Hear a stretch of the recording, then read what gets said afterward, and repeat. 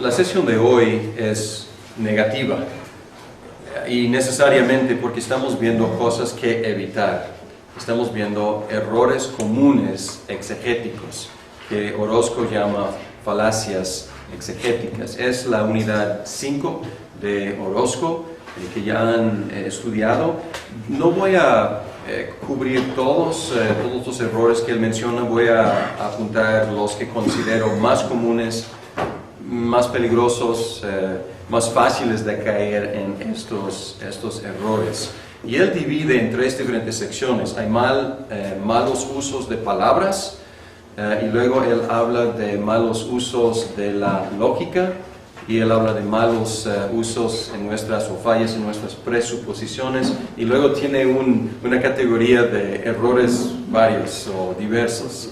Voy a cubrir algunos, la mayoría de los que él menciona, y tratar de ilustrar con algunos ejemplos para que podamos captar exactamente qué quiere decir, y a lo mejor también vamos a poder recordar ocasiones en las cuales hemos cometido estos mismos errores. Bien, aquí es la lista de algunos de los malos usos de palabras. Él tiene más, pero voy a enfocarme en estos. Mal uso de la etimología, el origen de la palabra. Anacronismo en semántica. Cuando hablamos de semántica vamos a estar hablando de significado. Semántica tiene que ver con significado. Significados desconocidos o poco probables en el contexto. Importación de significados técnicos. Confusión entre sinónimos.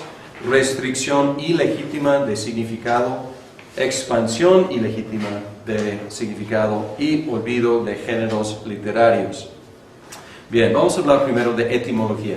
Ya hemos hablado un poco en otra sesión de etimología, pero aquí el error, y es muy común, y sobre todo algunos de ustedes están estudiando conmigo hebreo, están estudiando, van a estudiar pronto griego, y un poco de hebreo y un poco de griego son peligrosos, o sea, porque podemos pues, fascinarnos con etimología, de dónde vino esta palabra, y luego es fácil caer en ciertos errores. Y la falla aquí, el mal uso es suponer que el significado actual de una palabra y el origen de esa palabra son iguales, o por lo menos que el significado actual sigue reteniendo algo del origen.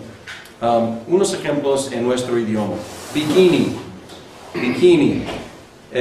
Bikini viene de las islas en el Pacífico, donde los Estados Unidos probaban, desde 1946, probaban la bomba atómica.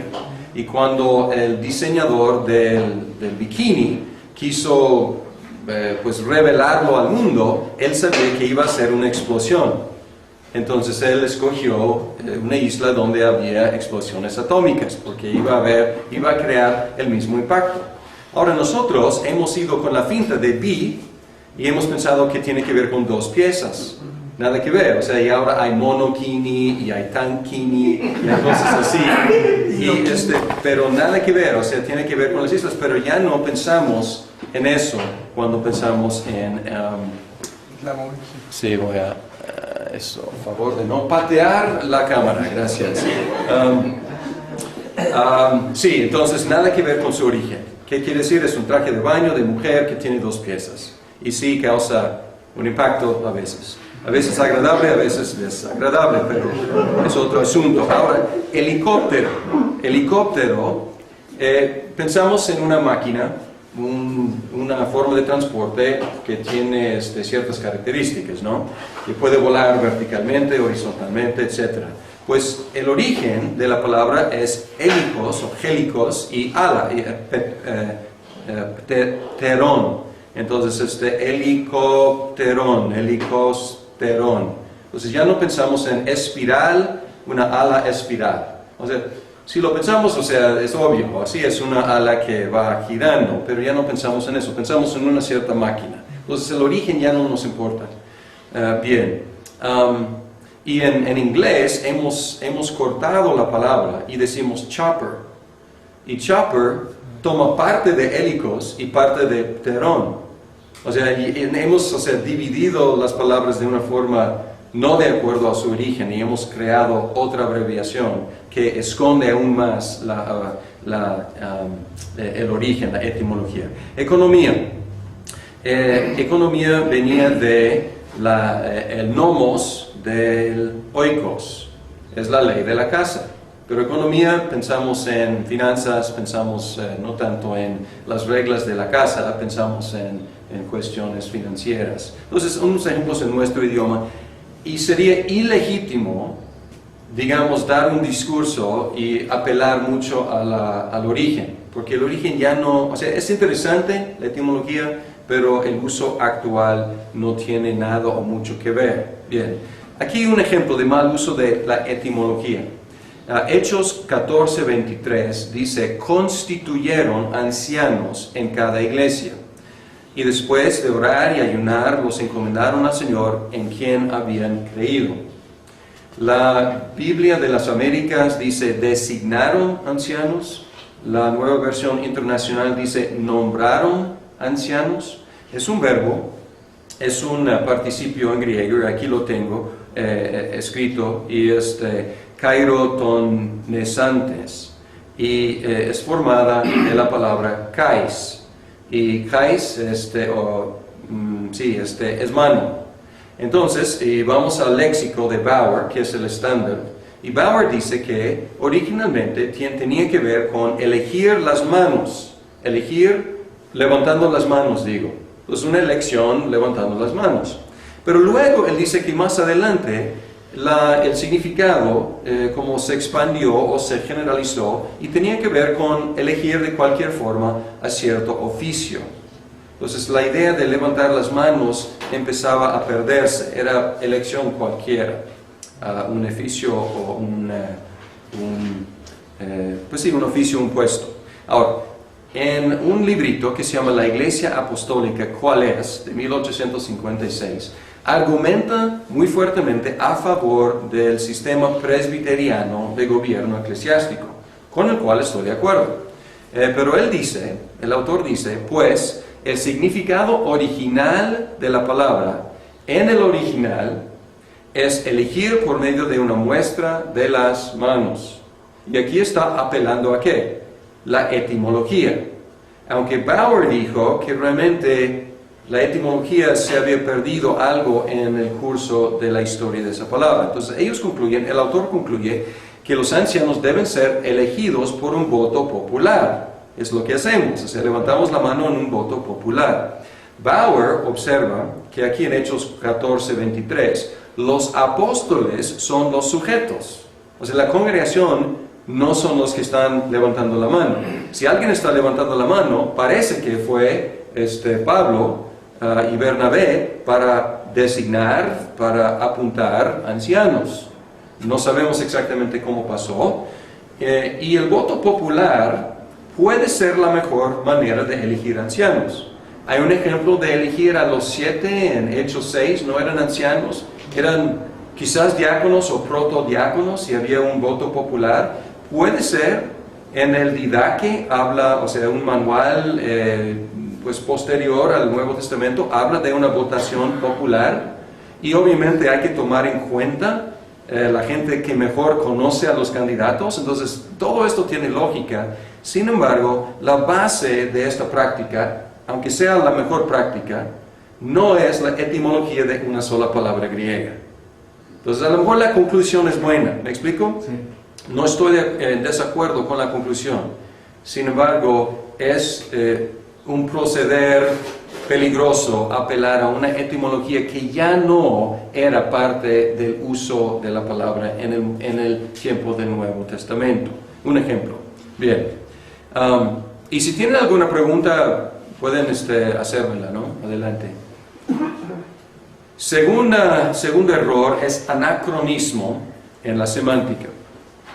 Es dar un significado de un tiempo, usualmente el contemporáneo, o sea, nuestro significado el día de hoy, a una palabra de otro tiempo. Y esta es una cita de Orozco, es su definición. Y hay unos ejemplos. Aquí escuché a un clérigo romano, estuve en una plática que él dio, y él estaba justificando el sacerdocio romano apelando a hebreos. Y en Hebreos dice, unos cuantos hombres son tomados de los hombres para funcionar como sacerdotes. Ahora, esto es un autogol porque el argumento en Hebreos es que estos levitas y este sacerdocio ya desapareció. Entonces realmente está súper fuera de contexto. Sin embargo, además de ser fuera de contexto, hay un error ahí. Él dice la palabra sacerdote. Y su audiencia en México, ¿en qué piensa inmediatamente? Sacerdote católico. Exacto. Y luego él agarra la misma palabra en Hebreos, que está refiriéndose a algo aún más anterior, que es algo del tiempo del Antiguo Testamento, y está haciendo una sí, más que conexión, igualdad. Está diciendo que sacerdote, lo mismo. Entonces ahí es importar nuestro significado actual al Nuevo Testamento, en lugar de ver el significado en su época. Colosenses 1:26, hay una... ¿Está mal ahí? No, es que... Ok, y ya no está grabado. Entonces, ese problema aquí con el tamaño de la pantalla... ¿Ahí? Sí, está bien. Yo creo que sí. Todavía aparece ahí en la grabación. No, regreso un poquito. No, está bien, un poquito más, sí, esto está perfecto, muy bien. ¿Estoy tapando algo? Pues a lo mejor tengo que... o en la grabación la mitad de mi cara. Ok, muy bien. Ok, en Colosenses 1:26, Pablo escribió acerca del misterio, y la palabra es misterion o mysterion en griego. Y él dice que, déjeme leer qué dice. Colosenses 1:26. Dice, el misterio que había estado oculto desde los siglos y edades, pero que ahora ha sido manifestado a sus santos. Entonces aquí es el misterio del Evangelio, antes desconocido, antes escondido, ahora revelado. Entonces, nosotros cuando pensamos en misterio, pensamos en algo más allá de nuestra comprensión, inconcebible, cosa que no podemos captar. Pero en el uso, por lo menos en Pablo, es algo antes desconocido, pero ahora revelado. Entonces ya no es un secreto.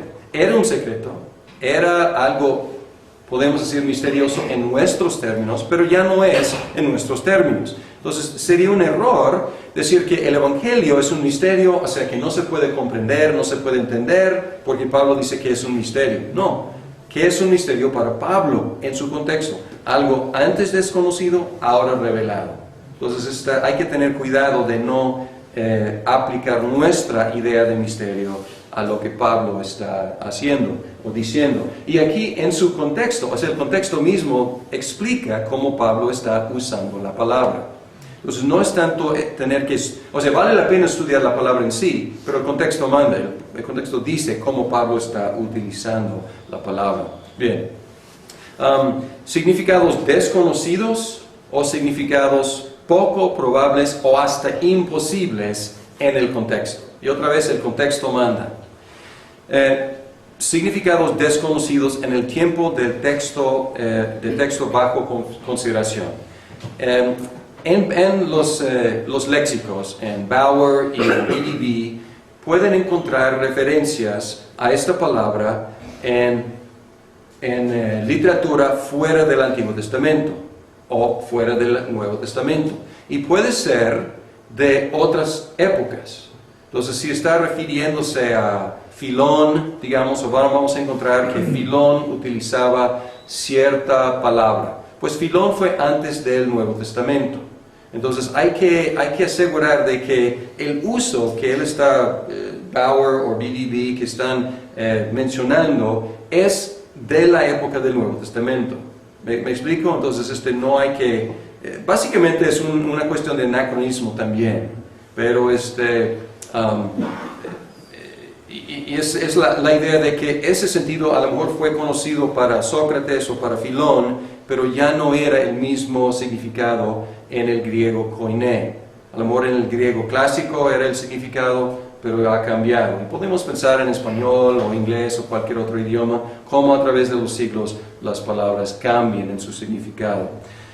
Más común es cuando, y aquí es un mal uso del léxico muchas veces, agarrar un significado poco probable o imposible e importar ese significado a un contexto donde no cabe. Y aquí algo sencillo. Barús significa, o baris significa cargado, difícil, pesado, importante o hasta cruel. Y Mateo 23:23 Jesús dijo, dejáis lo más importante, y aquí una forma de esa palabra, de la ley, la justicia, la misericordia y la fe. Y aquí la traducción es importante. No es cargado, no es difícil y mucho menos cruel. O sea, cruel sería el significado más fuera de contexto. Pero podemos imaginar a alguien agarrando el léxico y diciendo, puede significar cualquiera de estas cosas. Y luego agarrar el significado que más le conviene o le gusta e importar ese significado al texto. Imposible en este contexto. Obviamente Jesús está diciendo lo más importante de la ley ustedes han dejado. Mientras que están enfocándose en diezmar hasta sus plantitas. Pero, ¿qué pasó con justicia, con misericordia y con fe? Ahora, similar es la importación de significados técnicos. Y muchas veces es un error de los reformados. ¿Por qué? Porque entre los cristianos, los reformados, y esto es sin exagerar, es simplemente observar, que tenemos una teología muy desarrollada, más que en otras tradiciones. Otras tradiciones no son tan dadas, orientadas hacia la teología sistemática. Nosotros sí, tenemos volúmenes y volúmenes y volúmenes de teología sistemática. Entonces, muchas veces lo que hacemos es, tomamos un significado en nuestra teología, que ha llegado a ser un término técnico para nosotros. Y luego cuando encontramos esa palabra en la Biblia, automáticamente importamos a esa palabra toda nuestra teología sistemática. Y es ir en reversa. O sea, tenemos que mejor ir a la palabra y ver qué quiere decir en su contexto. Y luego a lo mejor dice lo mismo, a lo mejor es el mismo significado, o puede ser que estamos importando. Unos ejemplos, pues un ejemplo. La palabra hagiasmos aparece 10 veces en el Nuevo Testamento. En la Reina Valera de 1960, 8 veces es traducida santificación y 2 veces santidad. Ahora, ¿qué quiere decir santificación en la teología reformada? En nuestro catecismo menor dice, la santificación es una obra de la libre gracia de Dios, por la cual todo nuestro ser es restablecido a la imagen de Dios y somos hechos capaces de morir más y más al pecado y vivir para la justicia. Para nosotros es la santificación. Ahora, vamos a ver en 1 Tesalonicenses 4, 3 al 7. Aquí aparece 3 veces la palabra hagiasmos. Y en la Reina Valera tradujeron aquí 2 diferentes formas. Dice, pues la voluntad de Dios es vuestra santificación. Ahora preguntamos, ¿nuestra definición de la santificación en nuestra teología cabría aquí? La voluntad de Dios es nuestra santificación, es decir, nuestro crecimiento en la gracia, nuestra capacidad de decir más y más al pecado no, y a la justicia sí. Pues sí. Podemos decir que es la voluntad de Dios para nosotros, así, crecer en la santidad, ¿ok? Y ahora dice que cada uno de vosotros sepa tener su propia esposa y aquí la misma palabra hagiasmos, en santidad y honor. ¿Por qué no tradujeron en santificación? ¿Perdón? Porque es la acción la acción del verbo, ¿no? O sea, es santidad, santificación. Es como si fuese un verbo y santidad es la cualidad del verbo, ¿no? O sea, Ok, y aquí a lo mejor tiene más, muy bien, buena observación, aquí tiene más sentido tener, ahora debo confesar que su propia esposa es una traducción difícil de lo que es el sustantivo aquí, pero aún así, el contexto, o sea, la idea de santificación, tener a tu esposa en santificación, o sea, no tiene tanto sentido. Pero guardar a tu esposa en santidad, eso tiene más sentido. Entonces, como dices, está describiendo la cualidad, no tanto el proceso. Pero luego regresamos o seguimos en el versículo 7, pues Dios, no nos ha llamado Dios a inmundicia, sino a santificación. Y aquí, para mí, cualquiera de las ideas, o el proceso, o el resultado, cualquiera realmente cabría. Entonces, yo creo que aquí pues tendríamos que ver otros factores para saber cómo traducir esta palabra aquí. Pero podemos ver aquí que no es legítimo importar toda nuestra teología sistemática a una palabra. Bien. Confusión con los sinónimos. Y hay dos formas de confundir entre sinónimos.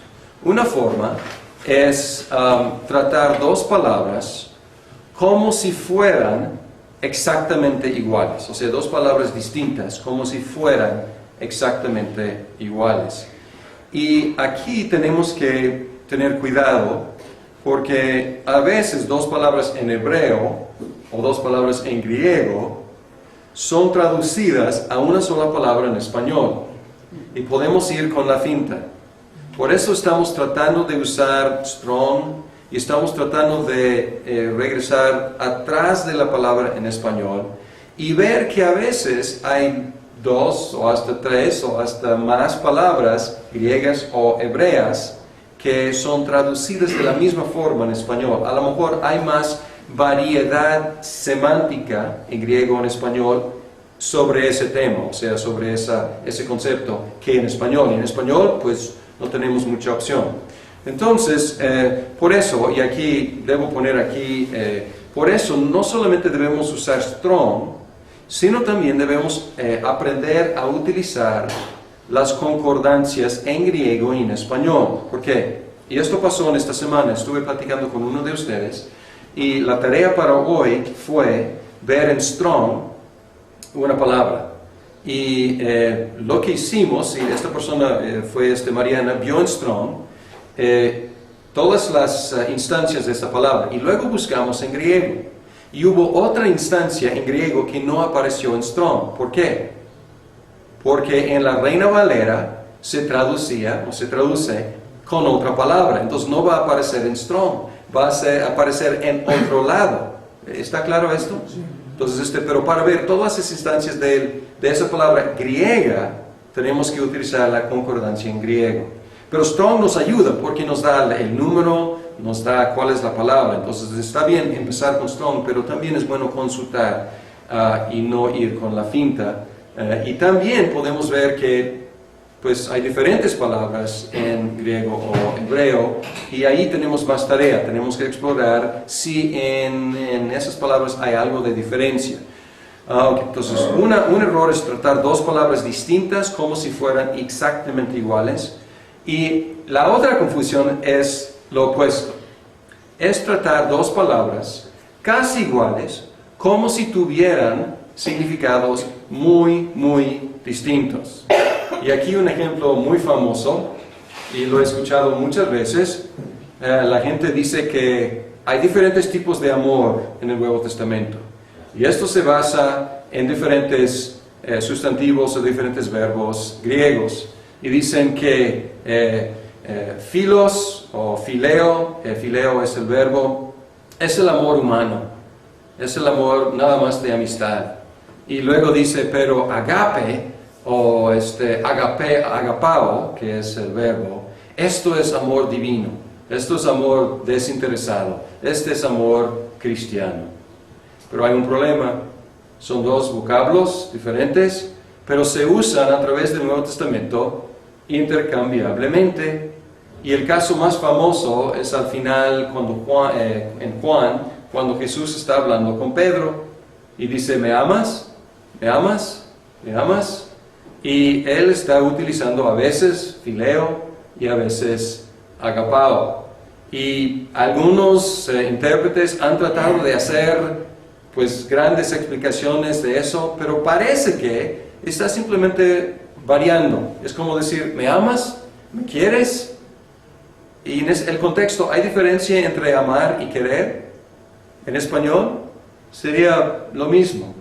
La amo mucho, la quiero mucho. Estoy abundando, no estoy diciendo la amo y además de amarla, la quiero. O sea, no, estoy como enfatizando, utilizando diferentes verbos. Parece que es lo que está pasando ahí en Juan. Bien, aunque, ¿qué manda? El contexto. Puede haber casos en los cuales hay una diferencia. A lo mejor el autor está tratando de hacer una diferencia, pero en la mayoría de los casos, no he estudiado todos los casos, pero se usan intercambiablemente. Bien, restricción ilegítima de significado. Y aquí, según Orozco, el intérprete falla en apreciar el rango total de una palabra. Yo escuché un sermón que hablaba de Hechos 28, 8 y 9, donde Pablo está ahí en la isla, después de este náufrago, y está yendo rumbo a Roma, y ahí todos los del barco se salvan, ahí en la isla. Y ahí Pablo conoce a Publio y lo sana en el versículo 8. Y lo sana usando un verbo que es iasato. Y luego en el versículo 9 dice que otros fueron sanados. Y iasato es en activo y el otro verbo es en pasivo. Entonces Pablo sanó al padre de Publio y luego otros vinieron y fueron sanados, se sanaron. Y aquí la palabra es thonton. Entonces pueden ver aquí la raíz de nuestra palabra de terapia. Es donde nosotros tenemos la palabra terapia. Entonces este predicador decía que Pablo sanó milagrosamente al padre de Publio. Pero luego el doctor Lucas estaba ahí viajando con él. Y el doctor Lucas trató médicamente a los demás. Entonces no fueron sanidades milagrosas, sino tratamientos, terapias en nuestro sentido moderno. ¿Y cuál es la justificación de esta interpretación? Dos verbos diferentes. ¿Qué significan estos verbos? Pues el primer verbo significa sanar. El segundo verbo puede significar tratar médicamente, darle terapia, puede. O puede significar sanar. Muchas veces esta palabra, terapeo, muchas veces se usa para referirse a milagros, o sea, sanidades milagrosas. Muchas veces dice que Jesús, aquí un ejemplo de muchos, Mateo 4:23, Jesús sanó a la gente. Ahora, ¿les dio tratamiento médico o les sanó milagrosamente? Segundo. Entonces aquí, a lo mejor no podemos reconstruir exactamente qué pasó en esa isla. Sin embargo, si en un versículo dice que Pablo sanó, sabemos que es algo milagrosamente, y luego dice que otros escuchando esto llegaron y fueron sanados, el contexto nos diría que lo mismo pasó en el versículo 9 que en el versículo 8.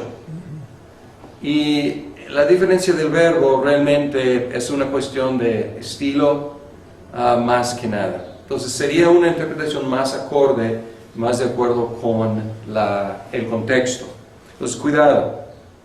Otra vez, puede haber, en ciertos contextos, puede haber diferencia de significado entre estos dos verbos, pero aquí parece que son sinónimos diciendo lo mismo. ¿Qué quiere decir entonces, perdón? ¿Que la predicación que oíste antes estaba correcta? No, o sea, el predicador estaba diciendo, Pablo sanó milagrosamente y luego el doctor Lucas les dio terapia. Pero él estaba aplicando esto a las dos palabras. Exacto, estaba distinguiendo entre dos palabras. Ajá. Ajá. Pero eso está mal, hacerlo así. Sí, estoy diciendo que sí, porque el contexto nos indicaría que lo mismo estaba pasando en el versículo 9 que en el versículo 8. Ajá. En otras palabras, llegaron y fueron sanados milagrosamente. A lo que voy es, entonces nos quedamos en el contexto y no profundizamos más, porque él, lo que estoy viendo es que él profundizó más en su estudio para dar esa predicación. Sí, él no mencionó los verbos, entonces no estoy exactamente seguro en qué se basó. A lo mejor estoy suponiendo que se basó en dos diferentes verbos. Estoy diciendo que hay que profundizarse, hay que estudiar estas palabras y llegar a la conclusión es que, vamos a decir, ya no puedo dibujar porque ya quité el pintarrón porque refleja demasiado, pero si pudiera dibujar, yo dibujaría dos óvalos que se traslapan. Yo diría que estos son los rangos semánticos de estas dos palabras. Y tiene mucho en común, principalmente es traslape. Sin embargo, hay una parte que, digamos, de esta segunda palabra, terapeu, que es tratar médicamente, que a lo mejor no es parte del primer verbo. Ahora, puede haber, pero la pregunta aquí, regresamos a un error antes, ¿cuál es el significado probable en el contexto? El significado probable en este contexto es que fueron sanados milagrosamente. Ahora, ¿es posible agarrar de Bauer ese significado, tratados médicamente? Es posible. Es un posible significado de terapeuta. Sin embargo, en el contexto parece que no. Entonces, hay que hacer el trabajo, hay que profundizar, pero a lo mejor mi objeción es que él no profundizó lo suficiente. O sea, él quedó con el léxico. Y él tenía que ir más allá de simplemente dos diferentes definiciones posiblemente diferentes. Y él tenía que relacionar estos rangos semánticos con el contexto y llegar, pues para mí la mejor conclusión sería que lo mismo pasó en el versículo 9 que en el versículo 8. Sí, Pedro. En el Nuevo Testamento no se señala que Lucas haya trabajado como médico. Él atendía a Pablo, era su médico de cabecera, vamos a decir, pero no andaba dando consultas. Además, es buena observación, Pedro, que nunca hay referencia a la actividad médica de Lucas. O sea, no sabemos nada de eso. Sí, Jorge. Hay un punto donde dice que por sus llagas hemos sido sanados. Y como curiosidad, esa palabra sanidad, ¿qué implicación tiene? ¿Cuál de las dos palabras originales se utiliza? Ok, muy buena pregunta. Porque tiende mucho a llevar a una conclusión u otra, sea médica o espiritual. Sí, así es. Sí, y es buena pregunta y no sé, no tengo mi texto en griego en mi mano aquí. En el descanso vamos a buscar esa palabra a ver qué dice. Y además podemos, si quieren, y sería un buen ejercicio en el descanso a ver qué encontramos, buscar las dos palabras en la concordancia griega para ver en qué contexto se usa una y en qué contexto se usa la otra. Vamos a hacer eso. Sí. No es un comentario exclusivamente acerca del error de la palabra, de no agarrar todo el rango, pero es como de lo que probablemente está pensando el predicador cuando dice eso, y es nuestra tendencia a dividir completamente lo milagroso con lo ordinario, siendo que los dos son milagrosos. O sea, claro, Dios utiliza medios y a veces no utiliza medios, que es un milagro, ¿no? Pero los dos son obras de Dios. Entonces, cuando tenemos esa tendencia de dividir, Dios lo hizo y Dios no lo hizo, pues alguien más, sí, podemos buscar tres piezas de la Torah. Es buena observación, porque en una sección, y es una sección que no voy a tratar mucho en Orozco, pero él habla de errores en nuestras presuposiciones. Y en nuestra mentalidad moderna podemos decir que hay una presuposición anti-sobrenaturalista. Y nosotros como cristianos hemos reaccionado con una postura como esto es natural estas son las leyes de la naturaleza, y aquí esto es sobrenatural, o sea, dividiendo las cosas. Entonces, a lo mejor ahí, en la interpretación, hay una presuposición, pues, equivocada también, dividir demasiado. Porque el texto, ¿qué nos dice? Pablo los sanó y otros fueron sanados. O sea, es lo único que sabemos. No sabemos qué pasó. Entonces, además, o sea, otro error que vamos a ver aquí es que no es bueno argumentar de silencio de lo que el texto no dice. Tenemos que afirmar lo que el texto dice. ¿Y qué dice? Que fueron sanados. ¿Cómo? ¿Quién sabe? O sea, el contexto nos da la idea que fueron sanados en el versículo 9, probablemente de la misma forma.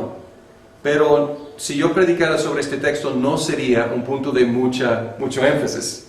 O sea, enfatizaría que Dios sanó. Y además va con, ¿se acuerdan que la víbora agarró a Pablo y luego él la quitó y estaban esperando que se cayera y no? Entonces hubo un milagro ahí y otro milagro de sanidad. ¿Y qué? ¿Y todo esto es para qué? Para ayudar a la predicación del Evangelio. Y está algo, o sea, tomando el contexto de Hechos, es lo que pasa. Milagros entrando en territorio nuevo. ¿Para qué? Para testificar el poder de Dios y respaldar el mensaje del Evangelio. Entonces, tomando todo el contexto, pues probablemente el contexto mayor nos da la idea de que todos los que fueron sanados también fue señal. No fue testimonio a la destreza del doctor Lucas, pero señal del poder de Dios para salvar. Probablemente. Muy bien. Entonces ahí estamos expandiendo el contexto. Es algo que tenemos que hacer. Entonces sí hay que profundizar más. Y no quedar ahí con dos definiciones en el léxico. Bien, muy buenas preguntas. Y tenemos nuestra tarea para el descanso. Ahora, otro error es exactamente opuesto. Es el error de expandir ilegítimamente el significado demasiado. Y aquí en las palabras de Orozco es suponer que el significado de una palabra o frase en un contexto específico es mucho más amplio que lo que el contexto permite y que uno puede traer todo el rango semántico de la palabra al contexto. Pues esto es decir, aquí lo que estoy diciendo que es ese predicador redujo el significado de terapeuta, redujo demasiado, o sea, admitió que puede ser un milagro también de sanidad. Aquí es lo opuesto, es tomar una palabra y suponer que todos sus posibles significados caben dentro de este contexto. Algo que ya mencionamos con la cuestión de pesado, cargado, difícil, importante, cruel.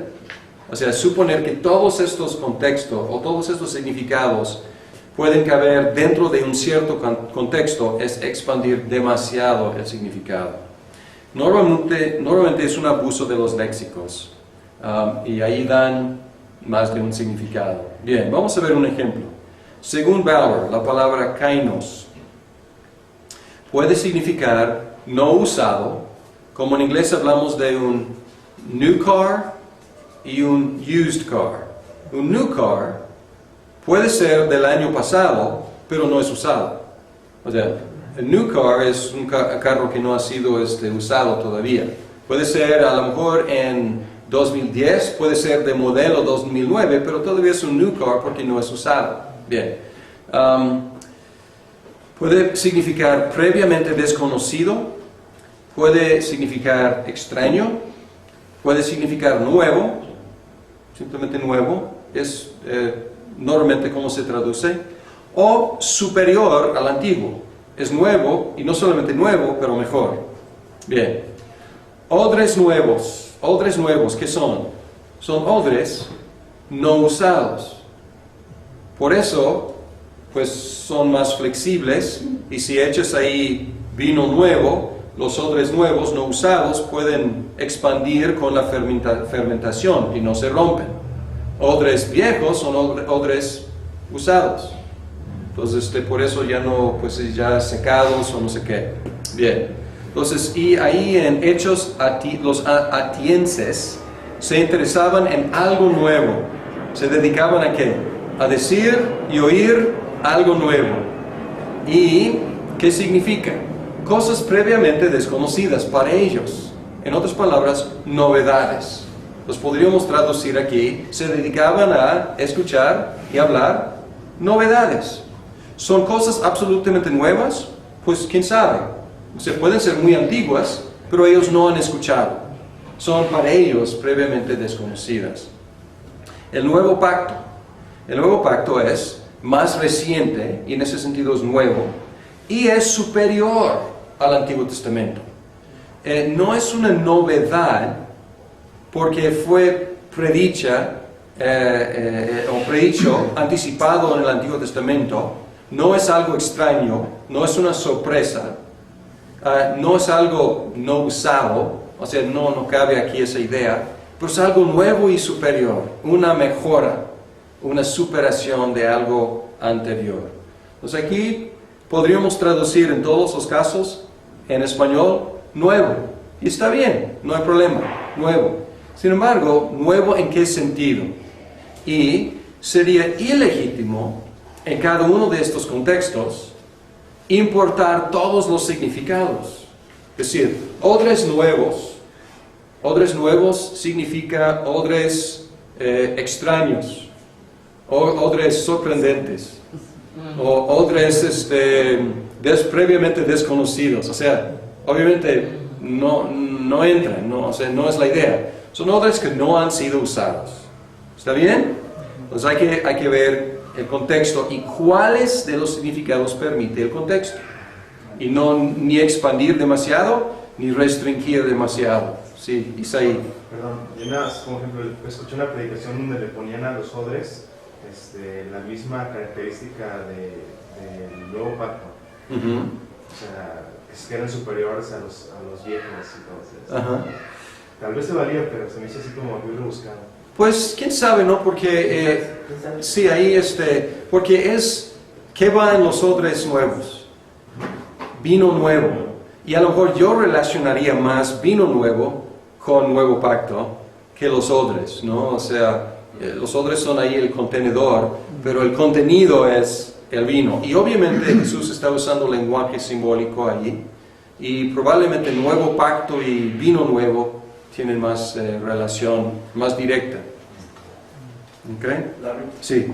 El análisis que hace Bauer es del griego en general, o sea, el koine en general, o referido nada más al contexto de esos significados.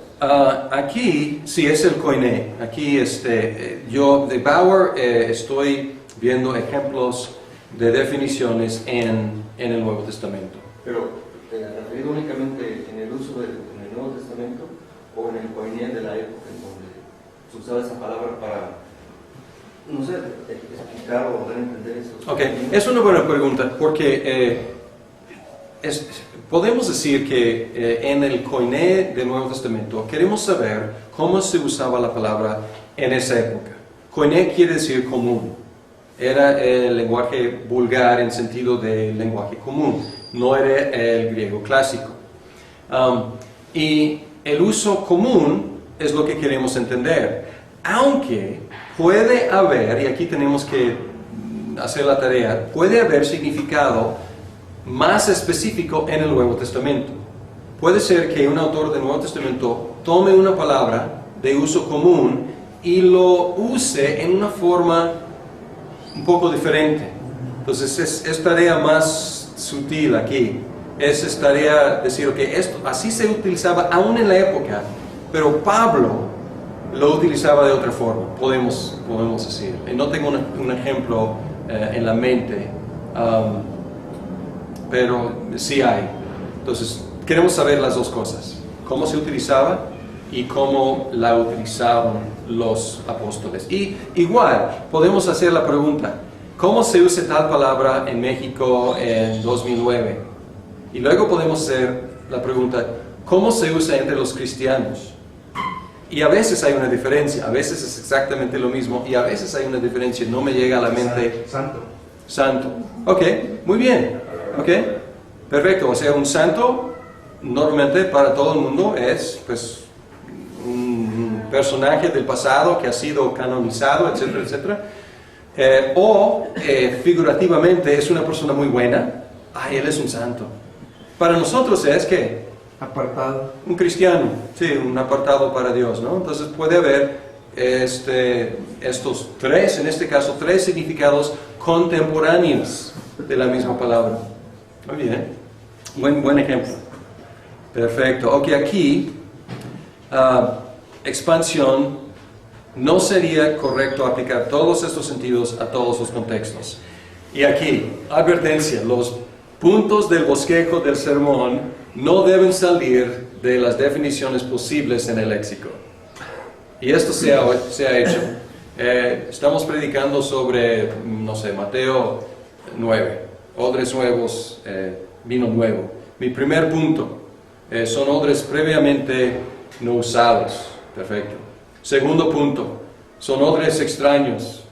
Tercer punto, son odres superiores. O sea, no hagan esto, por favor. Se ha hecho, pero por favor de no hacerlo. Hay que hacer la tarea para ver cuál sentido es el sentido que el contexto requiere. Bien, aquí el último es olvido, el último que estoy mencionando, Orozco tiene otros, pero el último que estoy mencionando es olvido de autoría y géneros literarios. Él menciona géneros literarios, pero luego menciona los autores. Y es asumir falsamente que el uso predominante de una palabra o concepto de un autor en un libro o su literatura sea básicamente el mismo en los otros autores bíblicos. Y esto tiene que ver un poco con lo que Pedro acaba de preguntar, porque puede haber un uso idiosincrático, puede haber un uso pedrino, un uso paulino, un uso de Mateo o algo así, puede haber.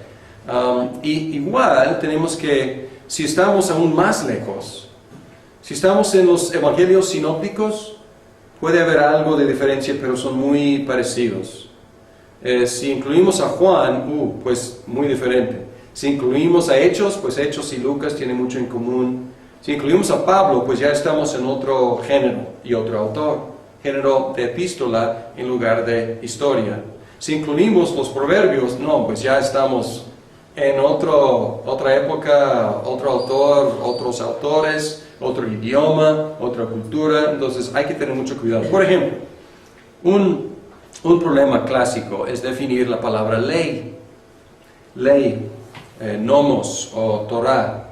Y sería ilegítimo, peligroso por lo menos, simplemente asumir que en el Salmo 119, que es una celebración de la ley de la Torah de Dios, y asumir que el uso de ahí y el uso en Pablo sea exactamente el mismo. Diferentes autores, diferentes épocas, diferentes palabras en griego, español, diferentes idiomas, etc. Entonces puede ser, pero no estoy diciendo que no. O sea, y Pablo utiliza ley a veces en diferentes sentidos, entonces el contexto manda ahí. Pero hay que tener cuidado de simplemente asumir si una palabra en español y una palabra en español es la misma, pues tener cuidado de no asumir que sea exactamente el mismo sentido. Por ejemplo, pues vamos a hablar de ley y algo de la dificultad. En Gálatas, si puedo encontrarlo aquí rápidamente.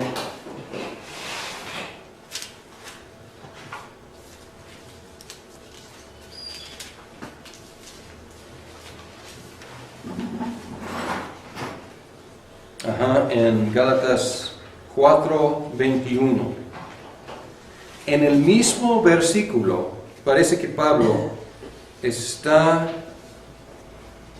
usando el sentido de la ley en dos, o la palabra ley, nomos, en dos sentidos. Él dice, decidme, los que queréis estar bajo la ley, ¿no habéis oído la ley? Y luego cita la historia de Abraham y de Agar y de Sara. Y aquí en esta pregunta parece que está jugando un poco con los sentidos, porque dice, los que queréis estar bajo la ley ¿en qué sentido? Mandamiento. Y luego, ¿no habéis oído la ley? Y aquí parece que está diciendo, no han oído, y luego cita una parte que no es mandamiento, es historia, pero es parte del Torah, parte de los 5 libros de Moisés, parte del Pentateuco. Entonces parece que está diciendo aquí, los que queréis estar bajo el mandamiento, ¿no han leído el Pentateuco? La historia que está en el Pentateuco. Entonces parece que aquí mismo hay 2 diferentes sentidos, relacionados obviamente, pero no exactamente el mismo sentido. Vamos a tener un descanso y luego regresar con otros errores de la argumentación.